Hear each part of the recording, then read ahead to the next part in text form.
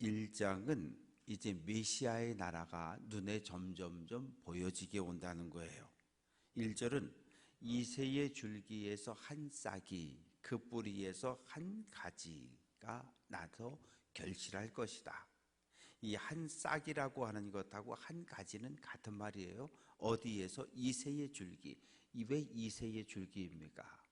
다윗의 후손으로 메시아가 오기 때문에 그래요. 근데 중요한 것은 1절 끝부분에 결실할 것이다. 싹이 나고 자랄 수는 있는데 결실을 못하는 경우가 참 많아요. 올 봄도 날씨가 추워서 꽃이 필 때 냉해를 입어서 많은 꽃들이 얼고 동해를 입어서 아마 열매를 맺지 못한다는 이야기가 나오고 있는데, 여긴 결실한다는 거예요. 결실한다는 얘기는 하나님과 다윗 사이에 맺어진 언약이 성취되는 것을 이야기를 합니다. 보통 이스라엘의 왕들은 왕으로 선택되어질 때 그 머리에 감람, 올리브 기름을 그 머리에 붓습니다. 그런데 메시아는 달라요. 2절 말씀 보면 메시아 위에 여호와의 영이 임하고 여호와를 경외하는 영이 강림한다. 하나님의 영이 임해서 메시아로 세움을 받는다, 그런 뜻이에요. 예수님이 세례 요한에게 요단강에서 세례를 받고 땅으로 올라올 때 하늘이 열리고 그리고 비둘기 같은 성령이 예수님 위에 임하시고, 그리고 이제 예수님께서 광야에 가서 마귀에게 시험 받고 예수님께서 말씀으로 마귀 대적을 물리치시고, 이제 그 후부터 예수님이 능력을 행하기 시작하십니다. 하나님의 영이, 성령이 임했을 때 그때부터 메시아의 사역을 시작하셨는데, 3절 말씀 보면 사람은 눈에 보이는 대로 믿어요. 그리고 사람은 귀에 들리는 대로 믿어요. 그러나 하나님은 그렇지 않아요. 눈에 보이는 대로 심판하지 않고 귀에 들리는 대로 심판하지 않는다. 왜? 사람은 외모를 보지만 하나님은 마음 중심을 보시는 분이기 때문입니다. 그래서 4절 말씀 보면 판단의 기준이 공의와 정직입니다. 공의로 가난한 자를, 정직으로 세상에 겸손한 자를. 가난한 자와 겸손한 자는 같은 의미로 쓰여지고 있어요. 사회적인 약자들, 가난에 내몰린 사람들, 경제적인 궁핍에 내몰린 사람들, 그 늘 착취당하고 약탈하는 사회적 약자들을 하나님께서 자비로, 긍휼로 위로하시고 판단해 줄 것을 약속을 합니다. 그러면서 입의 막대기로 세상을 치고 입술의 기운으로 악인을 죽인다. 연약한 사람들, 힘없는 가난한 사람들에겐 한없이 자비로움을 베푸는 분이지만 악인을 향해서는 하나님께서 가차없이 몽둥이를 들어 치신다는 거예요. 그런데 이게 우리가 원하는 것처럼, 하나님 저 도지사가 잘못했는데요, 그럼 한 대 꽝 때리고 두더지가 탁 튀어나오면 딱 때리는 것처럼, 저 시장님이 잘못했는데요, 꽝 때리고, 이렇게는 안 된다는 거예요. 이렇게는. 왜냐하면 우리가 갖고 있는 믿음은 뭐예요? 의의 최후 승리를 믿어요. 영생을 믿어요. 그러나 그것이 지금 내 눈앞에서 당장 성취되는 것은 아니라는 거예요. 언제? 마지막 날 메시아가 이 땅에 오시는 그날, 예수님 다시 오시는 그날에 이것이 성취가 되어지는 것을 믿는 거지. 우리가 만약에 그럴 수 있다면 얼마나 좋겠어요. 하나님 저 사람 나쁜 사람이에요, 그냥 번쩍해가지고 죽인다거나, 그러면 얼마나 좋겠어요. 그러나 실제로 우리의 삶 속에서 그런 일들은 거의 일어나지 않아요. 그러나 1년, 2년, 10년, 20년 긴 시간을 돌아보면 하나님의 뜻이, 공의와 정의가 이 땅에 이루어지고 성취되는 것을 볼 수 있습니다. 왜냐하면 5절 말씀 보면 공의, 성실로 허리띠, 몸에 띠라고 하는 것은 이것은 권위를 상징을 해요. 왕이 옛날에 보면 왕관 쓰고 왕복 입고 반드시 허리에다가 번쩍번쩍하는 이 금 허리띠를 차잖아요. 왜? 그건 왕만 할 수 있는 거거든요. 그러면 메시아가 다스리는 나라가 오면 어떤 일이 벌어질 거냐? 6절부터 9절까지 말씀 속에 보면 이리하고 어린 양이, 표범과 어린 염소가, 송아지와 사자가, 그 다음에 암소와 곰이, 그것들의 새끼가, 사자가 소처럼 풀을 먹고, 이런 날이 이루어진다는 거죠. 8절 말씀 보면 젖 먹는 아기가 독사의 구멍에서 장난치고 젖된 어린아이가 독사의 귤에 손을 넣을 것이다. 이거 뭔 상태예요? 평화로운 상태예요. 일상적인 삶에서 가능합니까? 이건 불가능해요. 이리는 어린 양을 보면 달려들고요, 표범은 어린 염소를 보면 달려들고요. 송아지와 사자가 어떻게 한 공간에 같이 있을 수 있습니까? 반드시 죽이려고 하고 죽임을 당할 수밖에 없어요. 암소와 곰을 함께 두면 어떤 일이 벌어집니까? 곰이 암소를 쳐 죽입니다. 그리고 더 궁극적으로 말하면 사람을 에덴 동산에서 타락으로 말씀에 불순종하게 만든 존재가 누굽니까? 뱀이란 말이에요. 그런데 어린애가 독사굴에 손을 집어넣는다, 말이 되냐고요. 왜? 독사굴에 손 집어넣으면 탁 물리는 건데.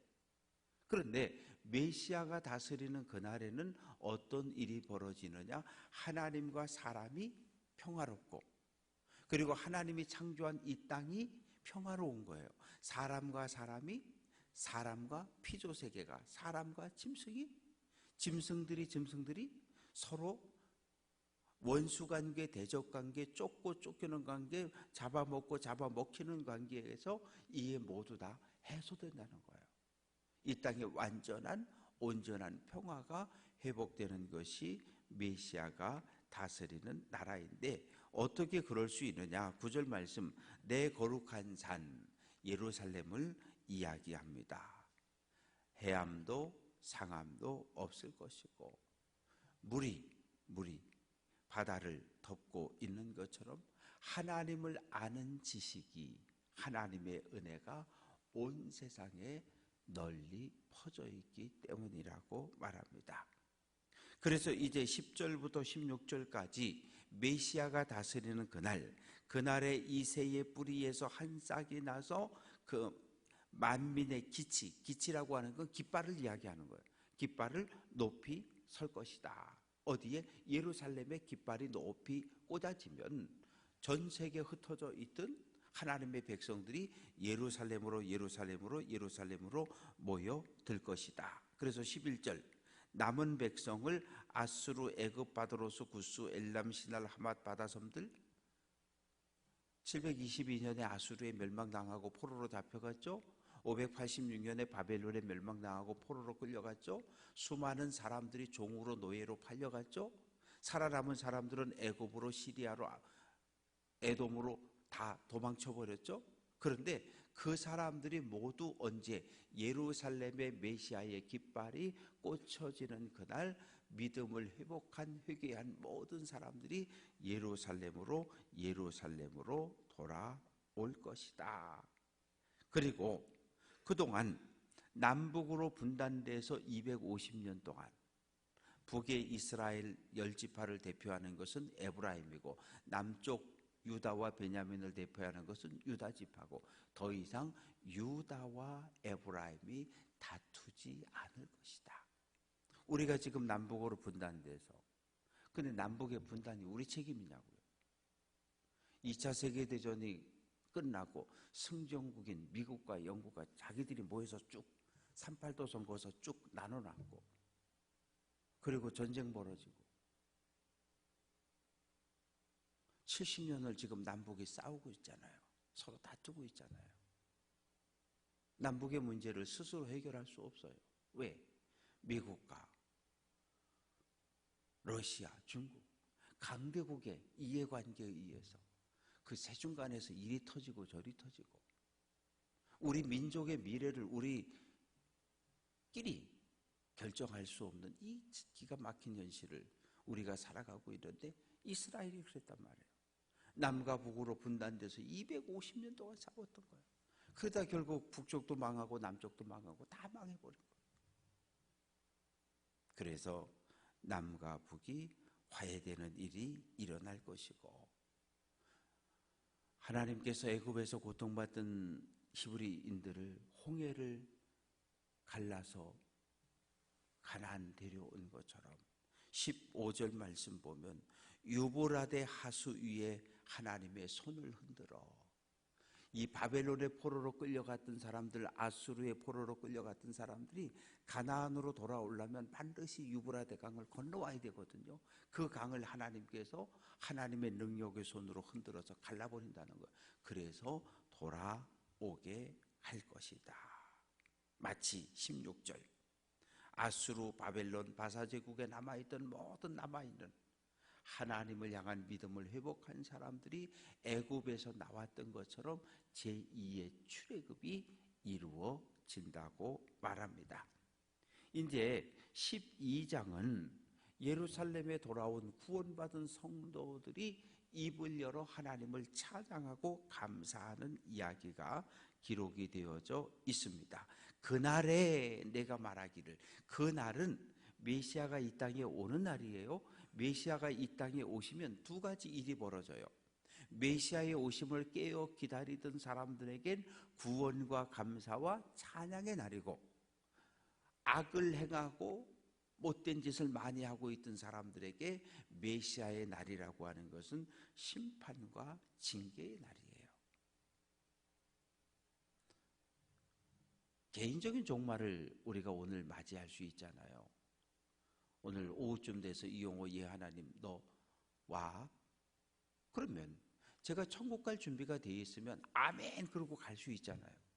그런데 가만히 생각해 보니까 요새 못된 짓을 많이 하고 사는 것 같아요. 하나님과 멀리 떨어진 삶을 살았던 것 같아요. 그러면 제가 뭐라 그럴 것 같아요. 하나님 안 돼요. 아직 갈 준비가 안 됐어요. 그러니까 메시아의 날, 예수 재림의 날이라고 하는 것은 깨어 기다리며 준비하던 자들에겐 구원과 감사의 날이지만 하나님 나라 갈 준비 안 된 사람들에겐 재앙과 심판의 악인들에겐 날이 될 수밖에 없어요. 2절 보라 하나님은 나의 구원이다. 나를 구원하시는 하나님이 나와 함께 하시기 때문에 나는 그 어떤 두려움도 염려도 근심도 없다고 고백합니다. 그러면서 2절 중간 부분에 주 여호와는 나의 힘, 나의 노래, 나의 구원이시라. 이 동일한 찬양이 어디에서 있었을까요? 출애굽입니다. 홍해를 건너와서 미리암과 여인들이 속옷이며 하나님을 찬양했던 내용이 똑같은 내용이 반복되어지고 있습니다. 그러면서 4절 말씀 여호와께 감사하라. 그리고 하나님이 우리 민족에게 행하신 이 놀라운 일을 열방 모든 사람들에게 전하라는 거예요. 오늘 이 땅에 교회가 세워진 이유는 무엇입니까? 하나님을 모여서 예배하고 그리고 나가서 우리가 삶으로 하나님을 예수를 전하고 증거하기 위해 교회는 존재하는 겁니다. 성도의 삶은 뭐하라고? 오늘 한 날도 하나님의 살아계심을 우리의 삶을 통해서 언행을 통해서 증거하라고 우리에게 생명을 허락해 주신 것이죠. 그래서 5절 6절 말씀 하나님을 찬양해야 될 이유는 아름다운 일을 행했다. 아름다운 일이라고 하는 건 이스라엘의 구원, 포로로 끌려갔던 사람들이 다시 돌아오는 것, 남은 자들이 다시 예루살렘으로 몰려와 하나님을 찬양하는 것을 이야기합니다. 그래서 우리는 이 땅에 외쳐야 돼요. 무엇을? 거룩하신 하나님을. 하나님은 거룩하신 분이다. 거룩하신 하나님을 몸으로, 삶으로, 입술로 증거하며 살아가기를 하나님은 원하고 계십니다. 바라고 소망하는 것은 오늘이 힘든 분들이 있어요. 하나님께 기도하시고 우리는 날마다 깨어 기도하면서 주님의 오심을 우리가 주님이 오늘 오시면 이 땅에 우리는 주님을 맞이하면 되는 것이고, 그러나 집단적인 주님의 오심에 맞이하는 날도 있지만 개인적으로 한 사람 한 사람 앞에 주님의 날이 임할 수도 있어요. 그래서 늘 깨어 기도함으로 언제나 하나님의 영광을 드러내고 받은 은혜에 감사할 수 있는 우리 모두가 될 수 있기를 주님의 이름으로 축원합니다.